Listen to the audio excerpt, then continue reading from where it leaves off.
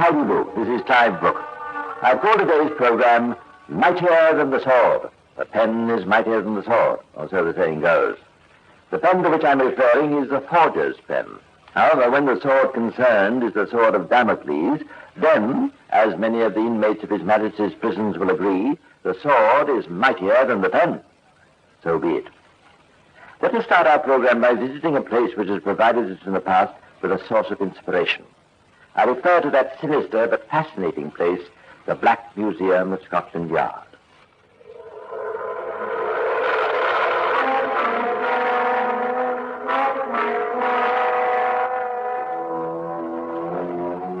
With the ever-increasing amount of scientific aid which is provided for our modern police force, the art of forging has, I'm happy to say, fallen into decline. What hope has one poor forger against X-rays, ultraviolet rays, and all the other paraphernalia of the Metropolitan Police Laboratory? To find what one might term some really juicy examples of the forger's art, one must turn back the calendar some 40 years and take a look at a few of the older exhibits of the Black Museum. Here, for instance, inside this last case, we see a number of molds and plates. These were originally used for printing banknotes of the unofficial variety. That's right, Mr. Brooke. Russian rubles. That's what those are for. Ah, yes, that was a very famous case. The forger who specialized in Russian ruble notes was a versatile sort of chap. Not only did he print notes, he also used to write notes. Nice, delicate little notes to old ladies, threatening them that if they didn't send him money, he would at the earliest opportunity place dynamite on their doormats. So that the first time they rubbed their boots or galoshes, well, he wouldn't venture to say where they'd be blown to. Eventually, after a long and extremely successful career, he went for an extended and enforced vacation. Up Dartmoor way, I believe. And here, in the same glass case, are some relics of one of the most famous of all forgers. His name was Charles Howard. Let me tell you his story. Old Howard, for he was over 70 years of age, was a colossal swindler. He played for high stakes in the highest quarters. No tuppenny halfpenny swindles would appease his criminal appetite. Thousands and nothing short was his game, and more often than not he bagged them. His operations extended all over the civilized world.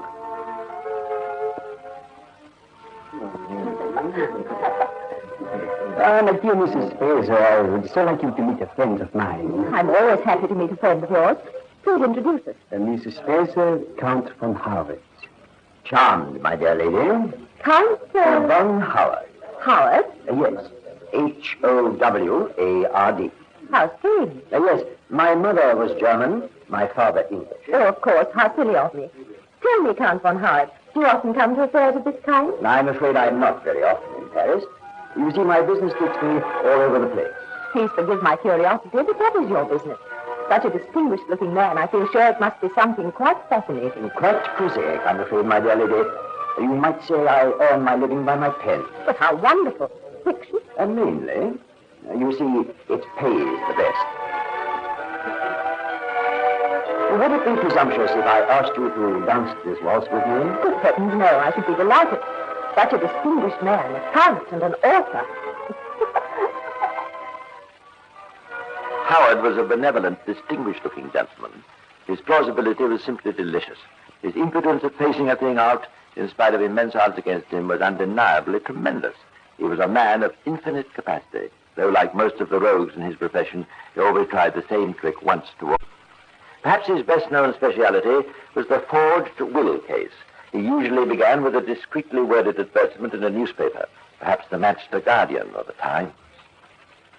Will any person related or having knowledge of living relations of the late Mr. W. Clark of London, formerly resident in the north of England, supply to the undermentioned address when they will learn something to their advantage? Please supply full details of your presumed relationship to the deceased, etc., etc. Yes, I think that will do quite nicely. All residents in the north of England apply to the undermentioned address when they will learn something to their advantage. Please supply full details of your presumed relationship to the deceased. Well, I suppose there's no harm in writing. After all, my name is Clark. Yes, I'll drop him a line.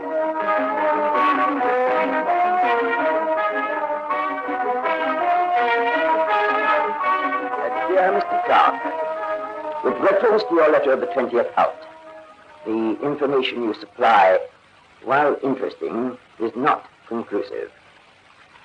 As you are no doubt aware, the late Mr. Clark died leaving some £105,000 to be divided among his 20 nearest relations.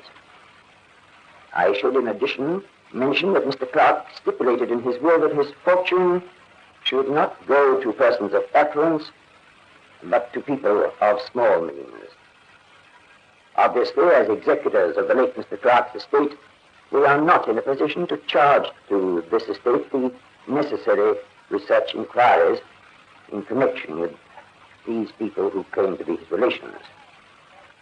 If you desire to proceed further in this matter, I should be glad if you would forward by return the sum of £2, 10 shillings on account of the necessary research and inquiry fees.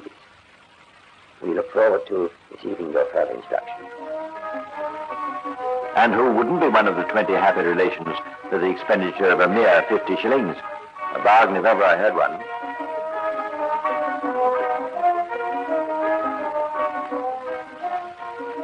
Dear Sir, further to my letter of the 23rd of August, it is now some 8 weeks since I wrote you in connection with Mr. Clark and enclosed a postal order for £2, 10 shillings in respect of research and inquiry fees.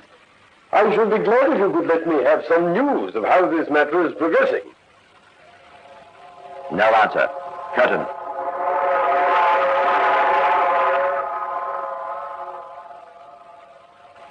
Mr. Howard was a great one for ingenuity. His clients, for it was in those terms that he always referred to his victims, certainly got something for their investment, even if it were only a momentary feeling of excitement. He was sufficient of a psychologist to know that a man is always at his most gullible when he thinks that good fortune is with him. Yes, sir. With reference to our correspondence on the subject of the late Mr. William Clark, who departed this life on April the 9th, 1897, I attach a true and certified copy of the inscription on his tombstone, which, as you will see, bears out the information which we supplied to you. I should be glad to hear from you in due course with a further remittance in respect of the preliminary legal steps to enforce your claim under his will. Yours. Sometimes it was James Hill Cooper Clark who died worth 100,000. Other times William Clark, who left a mere 5,000. But old Howard obviously had an affection for the Clarks. He was sufficient of an artist never to use a name like Smith, Brown, or even Jones. There were plenty of Clarks, plenty enough to provide a good living for old Howard. But it was a name that had a ring of authenticity. Not the sort of name you'd find in a hotel register under false pretenses. A good, sound, authentic name.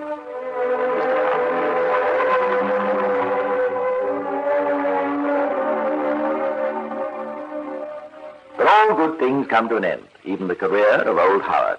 His last fling took him back to his happiest hunting ground, high life on the continent. Same man, same profession, but a different name, or rather, a different version of an old name.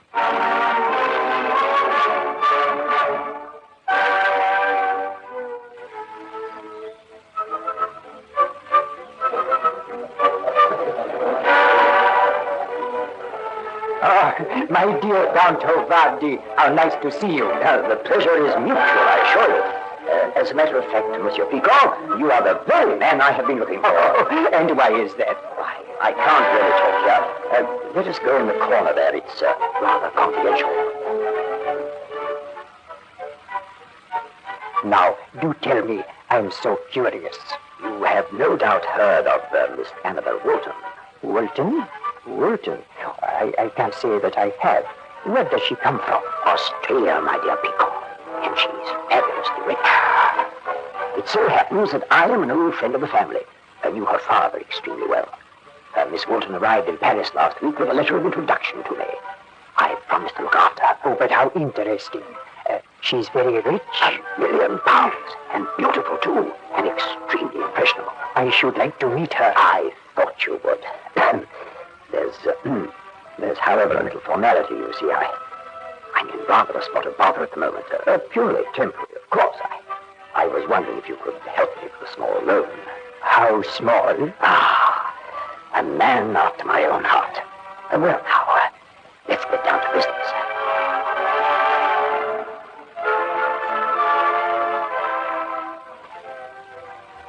An old crook with a new trick.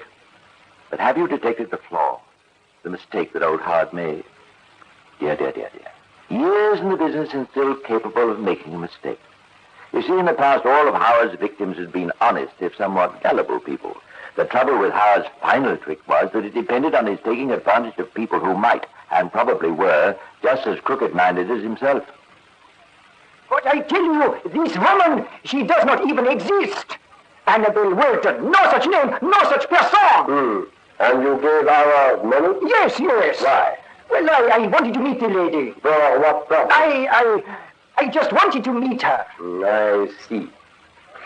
Well, Mr. Picot, thank you for the information. I am not sure that we can take any action against Monsieur Howard, but in any case, he is returning to England. I think you have told me enough of Mr. Howard's past life to make it worthwhile to pass this information to Scotland Yard.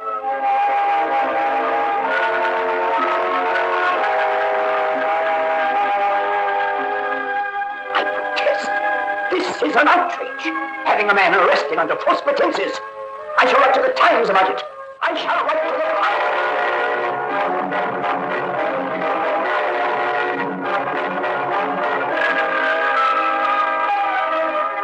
But the days of old Howard's letter writing were over. In future, his correspondence was limited to 2 letters a month, written on stationery supplied by a watchful government. But if old Howard was retired, his reputation, and as you shall hear, his profession, lived on.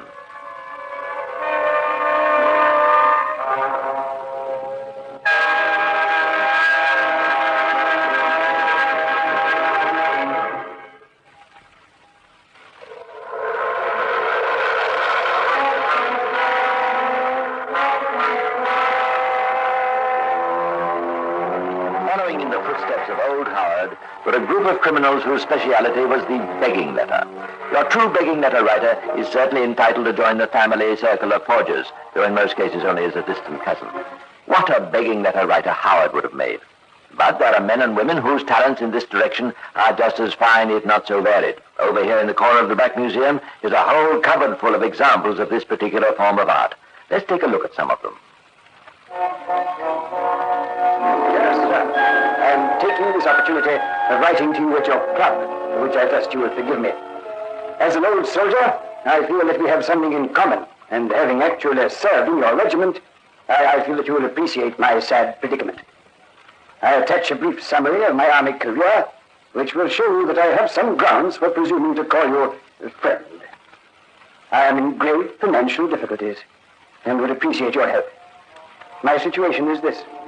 My small daughter needs child. As my Member of Parliament, in the hope that you will appreciate the feelings of a young man on the threshold of life. Owing to family difficulties, it has not been possible to complete my education, and in my present job I cannot give sufficient time to study. Alone, the sum of £10 would tide me over my present difficulties, and I would be prepared to give you my word of honor to faithfully.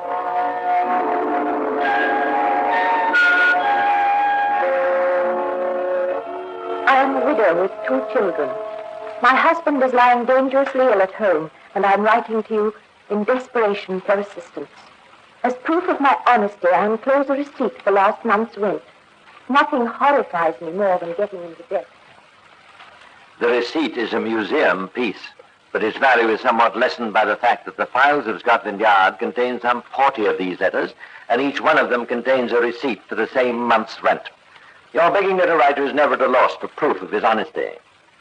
The memory of the greatest genius the begging letter world has ever known is kept green at New Scotland Yard. He is believed to be dead, but if he were out of prison, London would soon hear of him. We will hide his identity for the sake of his friends and relations who may have survived him under the unassuming name of Brown. Brown was an old fellow with a glorious white head of hair and always dressed in black cloth. His great forte was his ability to write in assumed hands. He could write in 100 different ways, for which purpose he was aided by a variety of pen nibs and various colored inks. He was a man of great system. To those whom he trusted, he would proudly show his office equipment. These little red books, you see, are divided into various sections. This one, for instance, has names and addresses of members of the House of Lords. This one, members of the House of Commons, with some indication of their party affiliation and financial resources. This set of volumes is entirely devoted to widows, subdivided according to place of residence and income group. You see, in every case, I give a kind of progress report on results. Besides that, there's a little biographical background, age, history, and etc., etc. And, where possible, too, a few notes concerning character. Let me show you. Yes. Here we have the Marchioness of Westminster, 91 years old, and a widow for 19 years. System. I always believe in system. It's so much safer that way. Yes, Mr. Brown certainly believed in system. And so does Scotland Yard. For here, carefully preserved in the Black Museum, are those same little red Mr. Brown's works. Here's rather a nice one. A heartwarming appeal to the generosity of a peer of the realm. This accompanied by a letter on black-edged paper, signed by a clergyman. That Mrs. Anne Clark, widow, carried on business as laundress in this parish for several years, and has hitherto supported a large family and respectability. On the afternoon of Saturday, the 14th day of December, while Mrs. Clark was delivering clean linen with her horse and van near the Streatham railway station, the horse took fright at the whistle of a passing train and started off at a furious pace. When coming in contact with a coal wagon, the horse was killed, the van dashed to pieces, and her eldest son, 16 years of age, was thrown from the van, receiving such injury as caused compound fracture of the right thigh, and now lies in St. Thomas's Hospital in a dangerous state, whereby Mrs. Clark has sustained a severe loss, estimated at £45. Knowing Mrs. Clark, a respectable and industrious widow with a family of 5 children depending on her. Signed, of course, by Mr. Brown. Strange to say, not in his own name. Invariably, the letter would be accompanied by a subscription list showing those kind-hearted people who had already made a donation. Mr. Brown had a vivid imagination, and the list was always headed by the same name. You'll recall that a coal wagon was the cause of the calamity. First on the list, therefore, came the name of a famous firm of London coal merchants who, with remarkable generosity, without fail, could be counted on for a contribution of £2. System. But system, as you will hear, can in the end cause the destruction of its creator. Mr. Brown got his system mixed up and made the mistake of writing to the same person twice running. Here's a funny case. Came in the mail this morning. What is it, sir? The elderly gentleman living in St. John's Wood had a letter from an old friend asking for money. Nothing very strange about that, sir. No, I agree. Funny thing was, he had 2 letters in the same week. From different people? Yes. Different names and handwriting. And here's the funny part. The wording's identical. Remarkable. Yeah. I think we'll follow this one up. Yes, sir. And follow it up they did. Exit Mr. Brown. Cut.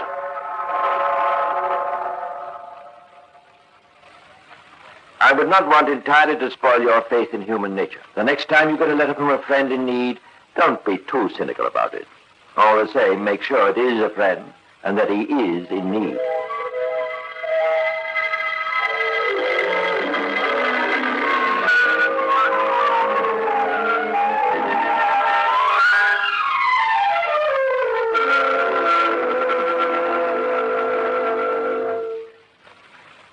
I began this program by talking not about begging letter writers, but about the more prosaic kind of forger.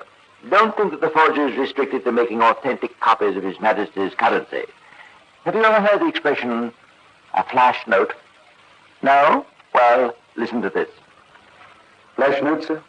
Why, they're currency printed to look sufficiently like the real thing to deceive somebody who's just got a casual glimpse of a wad of notes. Now, when you take a look at the notes themselves, you'll find they have some silly wording on them like Bank of Common Sense. Of course, the trouble is that all too often the mug doesn't take a look at them. He just sees them in the crook's wallet and takes it for granted that they're the real thing. And that simplicity which is characteristic of not a few of the inhabitants of Britain, and the readiness with which some people are taken in, are well illustrated by New Scotland Yard's collection of flash notes. Flash notes are generally carried by members of that fraternity who delight in showing you what is known as the three-card trick, or by persons who wish for some particular reasons of their own to inspire your confidence in them. You may recall from a previous program that classic incompetence tricks, the rosary.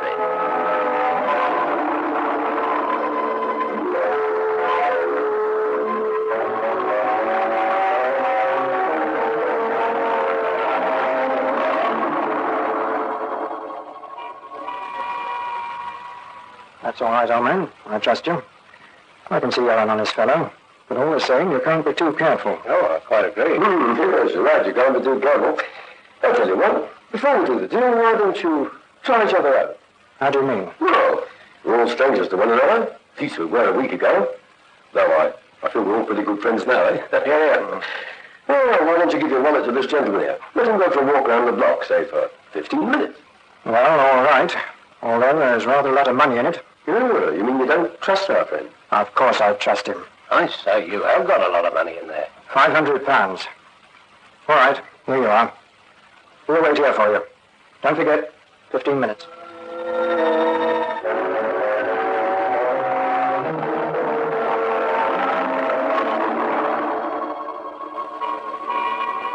And 15 minutes later, our friend the mug comes back with a wallet containing the £500.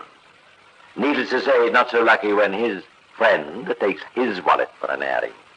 Admittedly, there are only £25 in it, but the difference is that they are 25 real pounds. There are several hundreds of these notes at New Scotland Yard. It's not a punishable offence, by the by, to have them in your possession, or even to print them. But it'd go badly with you should you try to pass one as a real note. Now, it's a certain fact that in the case of many of these notes, they were never intended for any wrong purpose, but were merely brought out as a novel and attractive advertisement. But your confidence man, your card sharper, should any perchance happen to fall into his hands, uses them to suit his own game.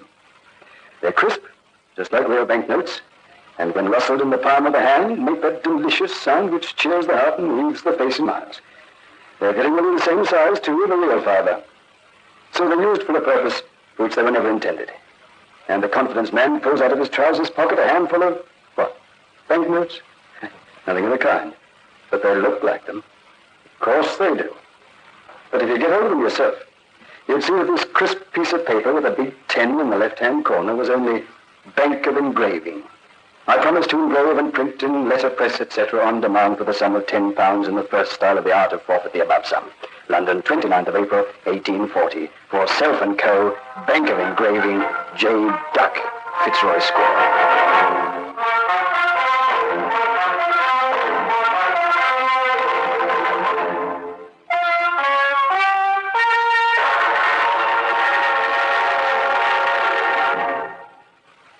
So there you are. Next time somebody flashes a roll of banknotes in front of you, just take a second look.